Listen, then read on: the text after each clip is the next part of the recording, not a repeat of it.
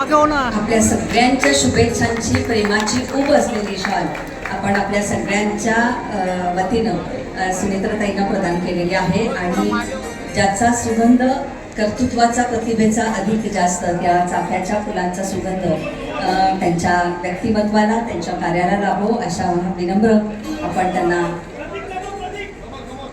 शुभेच्छा देत आहोत। आणि एक सन्मानाचं असं मानपत्र, त्या मानपत्राचा विषय आहे मातृशक्ती सन्मान चिन्ह, ते आपण त्यांना देत आहोत। मातृत्व म्हणजे केवळ जैविक संबंध नाही तर त्याग, संस्कार आणि निस्वार्थ सेवेचा महासागर आहे। आपण उपमुख्यमंत्री या घटनात्मक पदाची जबाबदारी सांभाळताना महाराष्ट्रातील प्रत्येक कुटुंबातील आईच्या समस्या, आरोग्य, शिक्षण आणि सन्मानासाठी दिलेलं प्राधान्य हे आपल्या मातृत्वाचं प्रत्यक्ष उदाहरण आहे।